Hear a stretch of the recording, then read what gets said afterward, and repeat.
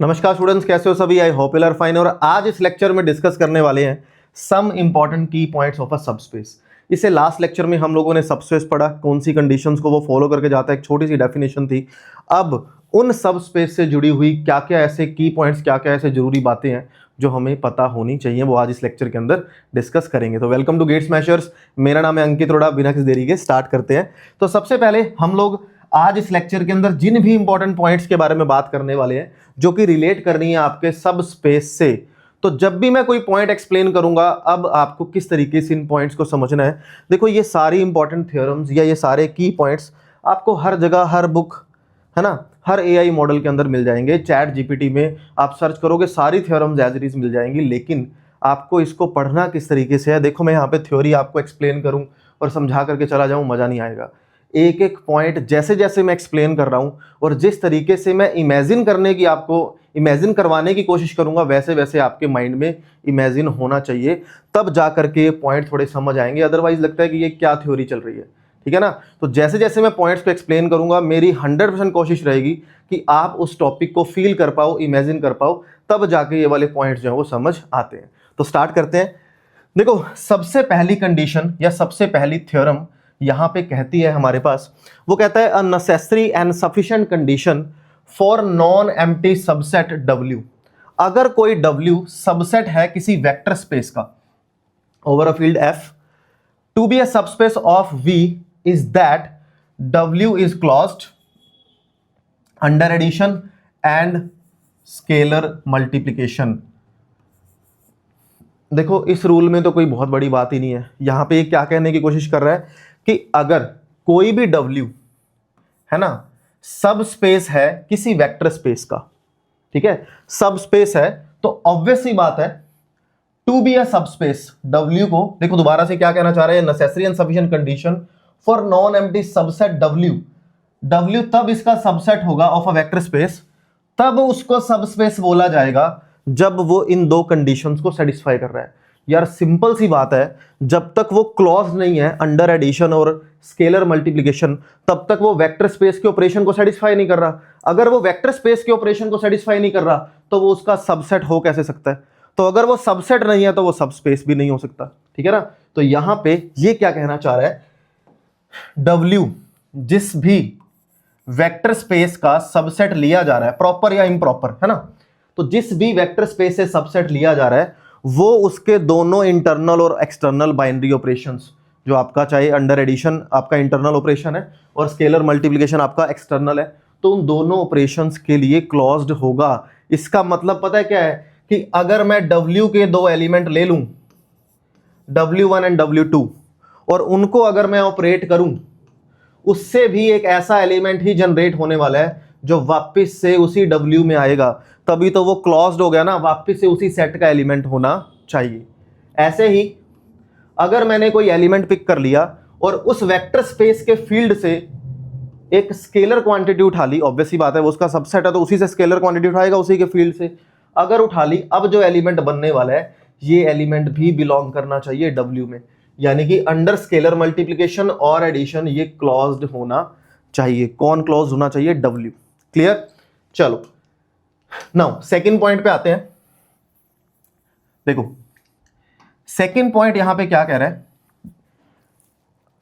A non empty subset W, कोई भी non empty subset जो W है of a vector space VF, वो तब सबस्पेस बोला जाएगा जब सिर्फ और सिर्फ वो ये इफ एंड ओनली इफ, जब तक वो इस कंडीशन को सेटिस्फाई नहीं करता। ये कौन सी कंडीशन है?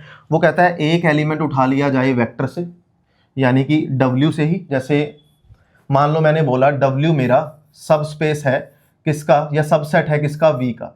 अभी तक मैं इसको सबस्पेस नहीं बोल रहा, ठीक है, एक बार सबसेट की तरह ट्रीट कर रहे हैं। तो अगर U और V कोई भी दो एलिमेंट उठा लिए W से जो कि सबसेट है V का, और फील्ड का एक एलिमेंट उठा लिया जाए, अगर वेक्टर को स्केलर से मल्टीप्लाई करें जो वेक्टर बनेगा, और प्लस में दूसरा जो एलिमेंट वेक्टर है उसको एडिशन में लेके जाया जाए, अब जो एलिमेंट बनेगा वो भी W बनना चाहिए।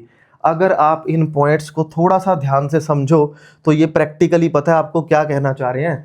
पहला पॉइंट और दूसरा पॉइंट प्रैक्टिकली अगर मैं स्पेशली इस बारे की मैं बात कर रहा हूं, ये कहता है एक्चुअल में अगर ये आपका एक्स एक्सिस और वाई एक्सिस है, ठीक है, पूरे फर्स्ट क्वाड्रेंट को जहां पे पॉजिटिव एक्स और पॉजिटिव वाई एक्सिस बन रहे हैं, उन सारे पॉइंट्स को मैंने वेक्टर स्पेस का नाम दे दिया। अब उन पॉइंट्स से जो वेक्टर्स क्रिएट हो रहे हैं और उनसे जो स्पेस बन रहा है वो मेरा वेक्टर स्पेस है। ये सारा मेरा वेक्टर स्पेस है, जो जो अलग अलग 2D पॉइंट्स यहां पे बन रहे हैं। अगर मैं यहां पे एक लाइन क्रिएट कर दूं, ठीक है ना, एक लाइन क्रिएट कर दूं जिसका नाम मैंने रख दिया W, रख दिया। अगर मैं यहां से सोच के देखो, इस वाले एरो और इस वाले एरो को उठा लूं, एरो मींस इतनी सी लाइन सेगमेंट, और मैं इनको ऐड करूं, क्या वापस से वही लाइन बनेगी? तो मैं एक लाइन के कोई भी 2 पॉइंट उठा लूं, कोई 2 सेगमेंट्स उठा लूं, वेक्टर उठा लूं, वापस ऐड करूं, वो भी तो उसी लाइन पे एग्जिस्ट कर रहे होंगे, वो भी तो W में एग्जिस्ट कर रहे होंगे, तो वो भी तो अंडर एडिशन जो है वो W के लिए क्लोज्ड हो गए। और अगर मैं उस लाइन को डबल कर दूं, मतलब आगे बढ़ा दूं विद द सेम लेंथ, तो मैंने क्या किया, उसको 2 से मल्टीप्लाई कर दिया, वापस से तो भी वो वही लाइन पे एग्जिस्ट कर रहा है, तो वो उसी के कोइंसिडेंट यानी कि स्केलर से मल्टीप्लाई कर दिया, उसका मैग्नीट्यूड डबल कर दिया, तब भी वो उसी के अंडर एग्जिस्ट कर रहा है, उसी के लिए क्लोज्ड है। समझ रहे हो? तो ये चीजें ये कहना चाह रही है। नाउ अगली जो स्टेटमेंट हमारे पास थी वो कह रही थी कि कोई भी वेक्टर उठाओ, उसको किसी नंबर से मल्टीप्लाई करो, उसमें दूसरा वेक्टर ऐड करो, जब अगर वो वापस से W का बना तो क्या बोला जाएगा, उसको सबस्पेस बोला जाएगा। यानी कि ये सबस्पेस की वो कंडीशन है जिनको सबस्पेस को फॉलो करना ही पड़ेगा। अब इसको अगर आप प्रैक्टिकली देखें तो क्या होने वाला है, ये मेरे पास U वेक्टर है, मैंने इसको डबल किया, मतलब 2 से मल्टीप्लाई कर दिया फॉर एग्जांपल, उसके अंदर एक और V ऐड कर दिया। अब ये कौन है? आपको लगेगा सर V तो कहीं से भी उठा सकते हैं। अरे मैंने क्या किया है, ये मेरा Y एक्सिस है, ये मेरा X एक्सिस है, ये मेरा पूरा स्पेस है, और ये लाइन रिप्रेजेंट कर रही है आपके W को। अब ये लाइन क्या उस प्लेन के अंदर आ रही है? बिल्कुल आ रही है। जब वो इस प्लेन के अंदर आ रही है तो अगर मैं प्लेन को वेक्टर स्पेस की तरह ट्रीट कर रहा हूं तो ये लाइन उसकी एक तरह से सबसेट की तरह ट्रीट हो रही है। अब मैं इसमें से कोई भी 2 एलिमेंट पिक कर लूं, U और V, और U की लेंथ को डबल कर दूं और उसके अंदर V ऐड करें, वापस से वो उसी लाइन के अंदर बनेगा ना। तो वो स्पेस को तो फॉलो कर रहा है, तो वो W के अंदर तो एग्जिस्ट करेगा ही करेगा, क्योंकि W ही तो उसके लिए ब्रह्मांड है, एक तरह से उसके लिए यूनिवर्सल सेट की तरह ट्रीट हो रहा है।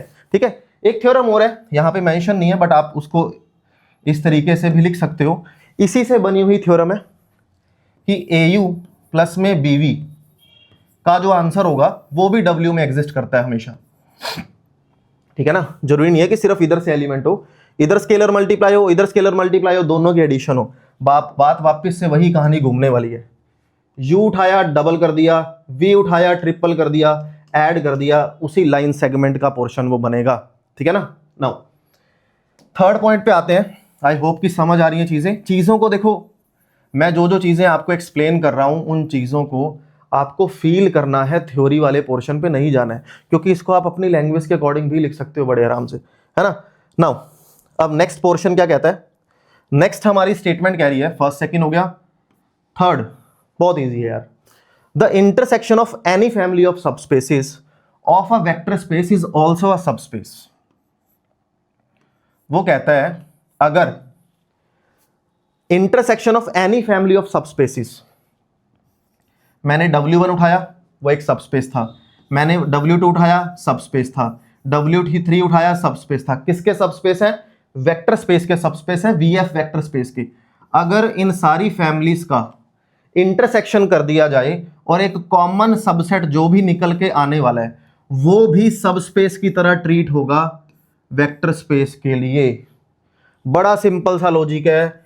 इस सर्कल को मैं मेरा पूरा ब्रह्मांड वेक्टर स्पेस बोल रहा हूं, इस सर्कल को मैं W1 बोल रहा हूं जो कि W से लिया गया या वेक्टर से लिया गया है, और इसको मैं मेरा W1 सेट बोल रहा हूं, और इसको मैं मेरा W2 सेट बोल रहा हूं, और इसको मैं W3 बोल रहा हूं। ऐसे करते करते n सबसेट्स हैं। अगर मैं उनके कॉमन पोर्शन के बारे में बात करूं, उन सब के तीनों के इंटरसेक्शन के बारे में बात करूं, तीनों फैमिलीज के, तो क्या वो पूरे वेक्टर स्पेस में एंटर कर रहा है? कर रहा है। तो वो उनका इंटरसेक्शन जो भी सबसेट आने वाला है वो भी सब स्पेस की तरह ट्रीट हो रहा है वेक्टर स्पेस के लिए, क्योंकि अभी भी उसका पेरेंट सेट वेक्टर स्पेस ही है। नाउ नेक्स्ट पे आ जाते हैं। नेक्स्ट कहता है the intersection of two subspaces. अगर W1 और W2 दो सबस्पेस है, उनका इंटरसेक्शन भी सबस्पेस होगा। ऑब्वियस सी बात है, सेम इसी एग्जांपल से ले लो। ये हमारा पूरा ब्रह्मांड है, वेन डायग्राम है ना, और इसके अंदर ये W1 है, इसके अंदर ये W2 है। तो क्या इन दोनों का इंटरसेक्शन भी वेक्टर स्पेस का ही पार्ट हो गया? वो उसी का सबसेट हो गया और वो उसके अपने दोनों ऑपरेशंस को सेटिस्फाई कर रहा है, तो ऑब्वियस सी बात है वो उसके ही सबस्पेस की तरह ट्रीट हो रहा है। तो ये दोनों तो एक तरह से कनेक्ट ही हो गई, ठीक है ना। नेक्स्ट, ये अच्छा पॉइंट है यार, ये बहुत अच्छा पॉइंट है। आपको बहुत सारी बुक्स के अंदर इनमें से हो सकता है 2 लाइंस देखने को मिल जाए, 3 देखने को मिल जाए, लेकिन ये एक ऐसी स्टेटमेंट है जो आपको हर बुक, हर नोट्स के अंदर देखने को मिलने वाली है, ठीक है ना, क्योंकि यही एक ऐसी स्टेटमेंट है जो अनफॉलो कर रही है रूल्स को, और उसके पीछे रीजन भी है। क्या कहता है? The union of two subspaces. अगर मैं 2 सबस्पेसिस का यूनियन कर रहा हूं जो V3R से बिलोंग कर रहे हैं, 3D के अंदर बैठे हुए सारे पॉइंट्स, तो वो V3R का सबस्पेस हो भी सकते हैं और नहीं भी हो सकते हैं। एग्जाम्पल से समझेंगे सो दैट चीजें आपको समझ आ जाएं। देखो क्या कहने की ये कोशिश कर रहा है। देखो वो कहता है आपने यूनियन करना है, किसका यूनियन करना है? 2 सबस्पेस का यूनियन करना है, और वो सबस्पेस किसके हैं? एक ऐसे वेक्टर स्पेस के हैं जो V3R से लिया गया है। मतलब 3D पॉइंट्स जितना सबस्पेस बना रहे हैं, जितना स्पेस बना रहे हैं, वो अगर मेरा वेक्टर स्पेस है, तो मैं ऐसा बोल सकता हूं ना, मेरा पूरा वेक्टर स्पेस, मेरा पूरा ब्रह्मांड इस टाइम ये है। इस तरह के पॉइंट्स बैठे हुए जब वेक्टर स्पेस बना रहे हैं, तो ये मेरा इस टाइम करंटली वेक्टर स्पेस की तरह ट्रीट हो रहा है।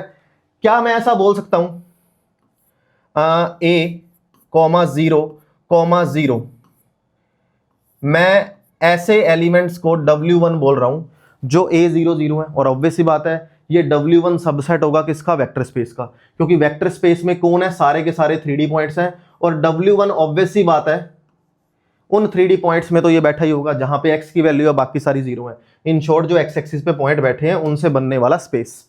ऐसे ही 0B0 भी तो एक सबसेट होगा, V का सबसेट होगा, क्योंकि वेक्टर स्पेस में ऐसे एलिमेंट भी बैठे होंगे। लेकिन जब मैं W1 और W2, ठीक है, अगर मैं W1 और, देखो ध्यान से देखो, ये मेरा सबस्पेस का एक एलिमेंट है, ये मेरा सबस्पेस का एक एलिमेंट है, ठीक है। 2 अलग अलग सबस्पेस के मैंने एलिमेंट उठा लिए, पहले का एलिमेंट उठा लिया, दूसरे का एलिमेंट उठा लिया, उन दोनों को ऐड करते हैं, क्या आंसर आएगा? A,B,0। मैंने दोनों को ऐड किया, वो एडिशन की प्रॉपर्टी को सेटिस्फाई करनी चाहिए। एक एलिमेंट मैंने यहां से उठाया, एक एलिमेंट मैंने यहां से उठाया, अब ये दोनों किसके अंदर बैठे हैं? ब्रह्मांड में बैठे हैं। आप ये कह सकते हो ये हमारा पूरा वेक्टर स्पेस है, एक एलिमेंट मैंने यहां से पिक कर लिया और एक एलिमेंट मैंने यहां से पिक कर लिया, उन दोनों को ऐड किया तो कोई तीसरा एलिमेंट निकल करके आ गया।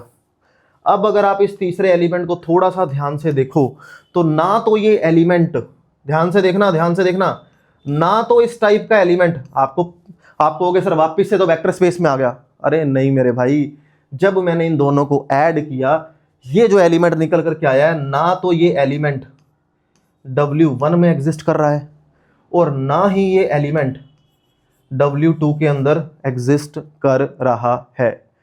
अगर वो W1 और W2 दोनों में एग्जिस्ट नहीं कर रहा है तो वो अंडर एडिशन क्लॉज्ड हुआ ही नहीं। अंडर एडिशन क्लॉज का मतलब क्या? वापस से घूम फिर के उसी के सेट का एलिमेंट निकलना चाहिए ना, तभी तो इसको इंटरनल बाइनरी ऑपरेशन बोला जाता था। जब उन्हीं के एलिमेंट्स आए ही नहीं, यानी कि वो क्लॉज्ड अंडर एडिशन की प्रॉपर्टी का जो फॉलो ही नहीं कर रहा है, तो सब स्पेस बनाने की बात तो दूर से रही, ठीक है ना। तो ये स्टेटमेंट थोड़ी सी इंपॉर्टेंट साइड पे निकल करके चली जाती है। नेक्स्ट है the union of two subspace is a subspace. Union तब सबस्पेस बोला जाएगा if and only if one contained another. तब यूनियन सबस्पेस की तरह ट्रीट होगा जब एक स्पेस दूसरे के अंदर ही बैठा है। यार प्रैक्टिकली समझ लो इस चीज को। क्या कहने की ये कोशिश कर रहा है, थोड़ा सा फील करके चलेंगे टॉपिक को ना, तब जा करके समझ आएगा। वो कहता है ये हमारा ब्रह्मांड है, ठीक है ना, ये हमारा वेक्टर स्पेस है, और ये मेरा W1 सेट है जिससे मैंने एक एलिमेंट उठाया, ये मेरा W2 है जिससे मैंने एक एलिमेंट उठाया, ठीक है। दोनों का मैंने कर दिया यूनियन। पहले भी क्या किया था, यूनियन। यूनियन में होता क्या है, सारे एलिमेंट्स इकट्ठे हो जाते हैं, लेकिन जब मैंने सारे एलिमेंट्स इकट्ठे करके एडिशन की प्रॉपर्टी लगानी चाहिए तो वो क्लोज्ड था ही नहीं। लेकिन जब मैं इसका एलिमेंट उठाऊंगा, इसका एलिमेंट उठाऊंगा और इनके यूनियंस के बारे में बात करूंगा, वो वापस से यूनियन यही तो आएगा। बिकॉज अगर कोई सेट किसी का प्रॉपर सबसेट है तो जब मैं उनके बीच में यूनियन की प्रॉपर्टी लगाने वाला हूं, वापस से कौन आएगा, जो पेरेंट सेट था, कौन है पेरेंट सेट, बी, तो वापस से इसी के एलिमेंट तो आ जाएंगे। और W2 कौन है, पहले से सबस्पेस है। क्लियर। तो वो कह रहा है यूनियन तब जाकर के सबस्पेस बोला जाता है जब एक दूसरे में ही कंटेन हो रहा हो, ठीक है। किसका यूनियन, सबस्पेसिस का union. Last property, a necessary and sufficient condition for a non empty subset. W एक सबसेट है वेक्टर स्पेस का, वो तब जाकर के सबस्पेस बोला जाएगा अगर वो इन कंडीशंस को फॉलो कर रहा है। यार सिंपल सा लॉजिक है यार।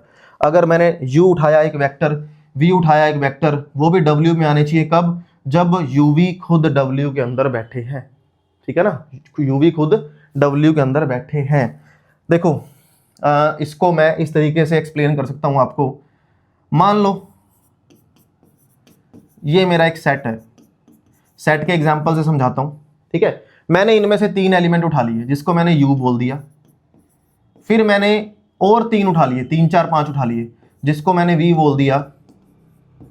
माइनस करना, करो माइनस।